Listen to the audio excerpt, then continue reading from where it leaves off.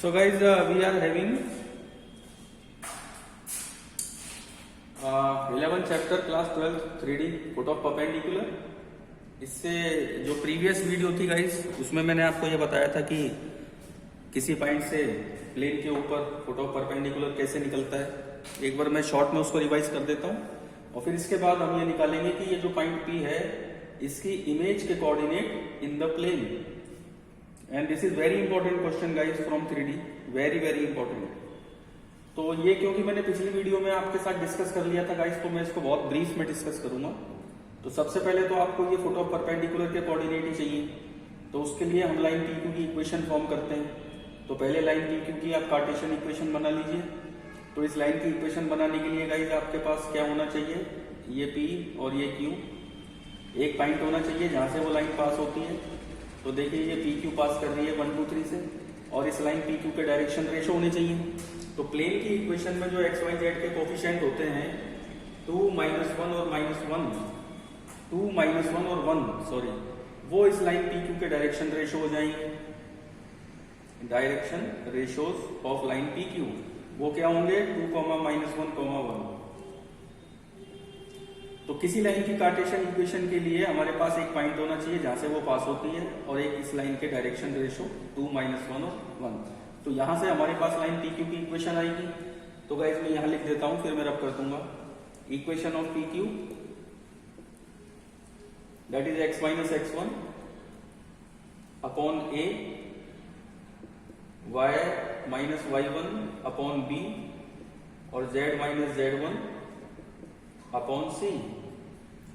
तो जब आपके पास PQ की इक्वेशन आ जाएगी कार्टेशियन, तो आप इस PQ पे लाई करने वाले किसी भी पॉइंट के यानी आर्बिट्री पॉइंट के कोऑर्डिनेट फाइंड करेंगे, यानी वो पॉइंट कोई भी हो सकता है उसके कोऑर्डिनेट।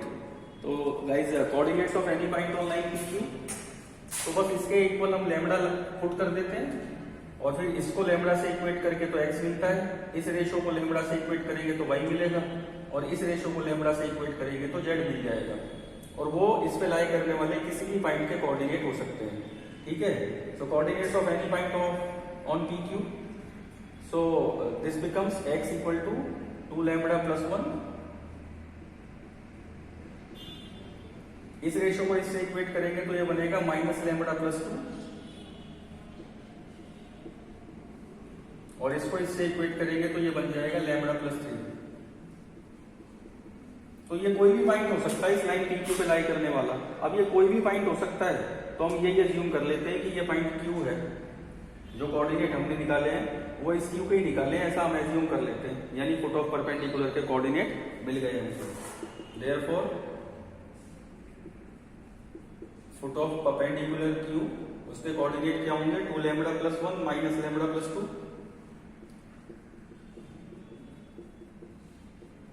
अब गाइस इसके, क्योंकि ये आ गए आपके फुट ऑफ परपेंडिकुलर के कोऑर्डिनेट। अब क्योंकि मैंने ये डिस्कस कर लिया था इससे पहले वाली वीडियो में, तो मैं इसको ज्यादा इलेबोरेट नहीं करूंगा। ये फुट ऑफ परपेंडिकुलर Q के कोऑर्डिनेट आ गए। अब क्योंकि Q लाई करता है इस प्लेन के ऊपर, तो जो Q के कोऑर्डिनेट आपके आए हैं गाइस, वो इस प्लेन की इक्वेशन को सेटिस्फाई करेंगे। तो इसलिए हम इस Q के कोऑर्डिनेट जो भी हमारे पास आए उसको इस प्लेन की इक्वेशन में डाल देंगे। ये x कोऑर्डिनेट x में चला जाएगा, y कोऑर्डिनेट y में चला जाएगा, और z कोऑर्डिनेट z में चला जाएगा। तो देखिए क्या बनता है। So putting the coordinates of Q in the equation of plane, we have 2 into x coordinate minus फिर y कोऑर्डिनेट और फिर z कोऑर्डिनेट और equals to 8। On solving 4 lambda plus 2 plus lambda minus 2 plus lambda plus 3 equal to 8। तो ये हो गया आपका 4 5 6 lambda, और ये बन जाता है गाइस आपका, ये तो कैंसिल हो गया, ये हो गया आपका 3 और वो है आपका 8। तो मैं इसको 8 की जगह कुछ और कर लेता हूं जिससे थोड़ा इजी हो जाए। इसको मैं कर लेता हूं गाइस 3, ओके। तो आप यहाँ 3 डाल सकते हैं प्लेन की इक्वेशन, और ये equal to 3।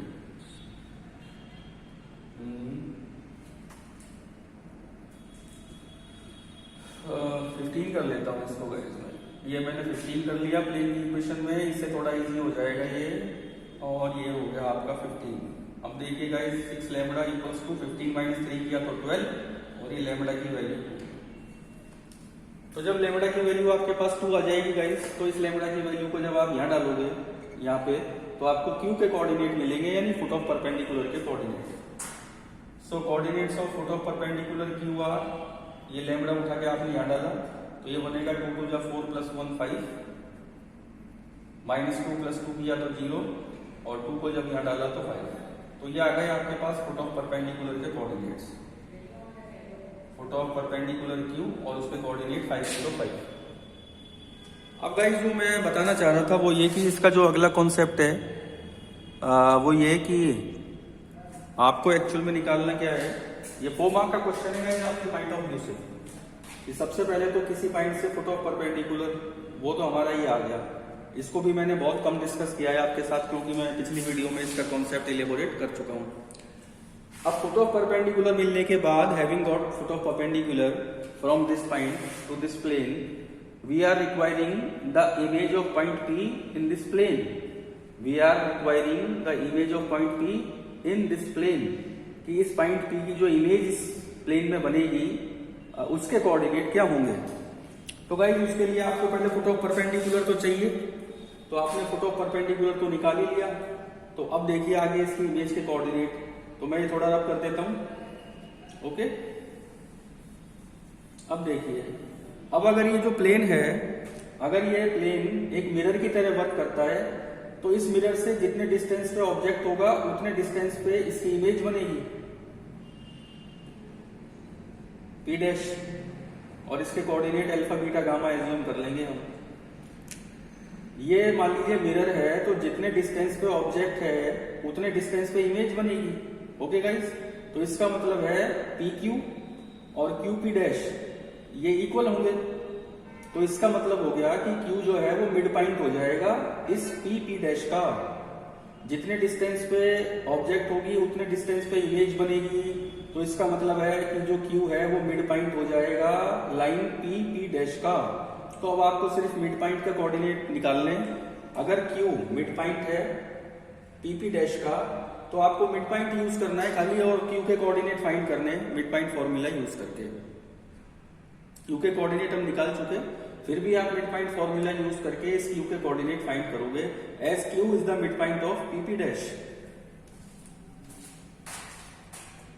As Q is the mid point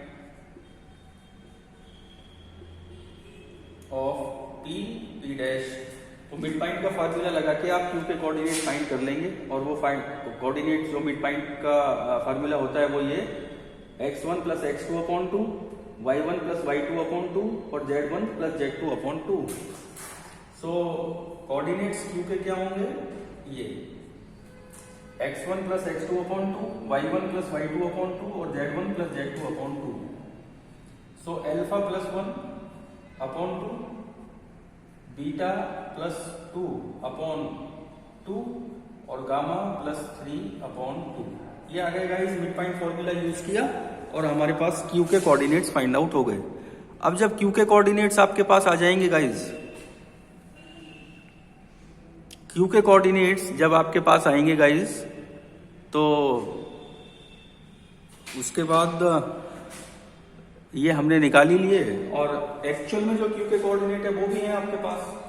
तो सब PP डैश का मिड पॉइंट Q होगा, फिर आपने मिड पॉइंट फॉर्मूला लगाया x1 plus x2 upon 2, y1 plus y2 upon 2, z1 plus z2 upon 2, तो आपके पास Q के कोऑर्डिनेट आ गए। और ये देखिए Q के एक्चुअल कोऑर्डिनेट भी है हमारे पास, तो ये भी Q के कोऑर्डिनेट है गाइस और ये भी Q के कोऑर्डिनेट है। तो इन दोनों को हम कोइंसाइड करा देंगे, दोनों सेम ही पॉइंट है, ये भी Q है और ये भी Q है, तो इसका मतलब ये और ये कोऑर्डिनेट एग्जैक्टली सेम है। तो इन दोनों कोऑर्डिनेट्स को जब आप इक्वेट करोगे आपस में, तो आपको अल्फा बीटा गामा मिल जाएगा। ठीक है, तो मैं गाइस उसको थोड़ा रब कर देता हूँ लाइन की इक्वेशन को, और अब यहां से हम जब इक्वेट करेंगे इन दोनों को, तो अल्फा प्लस 1 अपॉन 2 ये 5 के इक्वल, बीटा प्लस 2 अपॉन 2 ये 0 के इक्वल हो जाएगा,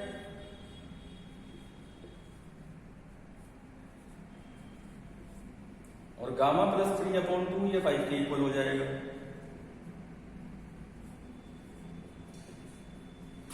क्रॉस मल्टीप्लाई किया 10 - 1 तो अल्फा आ गया आपका 9,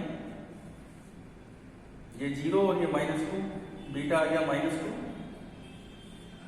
और ये 10 और ये 7, गामा आ गया आपका 7। तो ये जो अल्फा बीटा गामा है आपके 9 -2 और 7, ये देखिए इसके कोऑर्डिनेट हैं P डैश के, और P डैश वो इमेज है पॉइंट P की in the plane. So we are having the coordinates of the image of point P in the plane as 9, -2, 7। So coordinates of P dash 9, -2, 7. So these are the coordinates of the image of point P in the plane, and this is the image of point P. Okay. So guys, this is a FOMA question in which we are requiring the foot of perpendicular right from the outset, and then after having got the foot of perpendicular, we are requiring the coordinates of the image of point P in the plane, and this is the way. So guys, this is very important question, and I hope ki all of you must have got it quite easily, and this is very very very important question.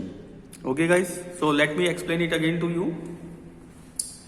कि जो ये foot of perpendicular है, यहाँ तक तो मैंने आपको बता ही दिया था, इसलिए मैं इसके बारे में ज्यादा डिस्कस करूंगा नहीं।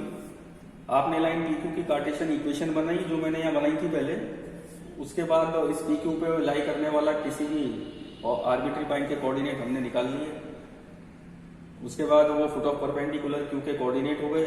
Q क्योंकि प्लेन पे लाई करता है तो उस प्लेन की इक्वेशन में इन Q के कोऑर्डिनेट्स को प्लेन की इक्वेशन में हम डाल देंगे। तो देखिए ये हमने Q के कोऑर्डिनेट्स को प्लेन की इक्वेशन में डाल दिया। प्लेन की इक्वेशन में डालने के बाद लैम्बडा हमारे पास आया 2।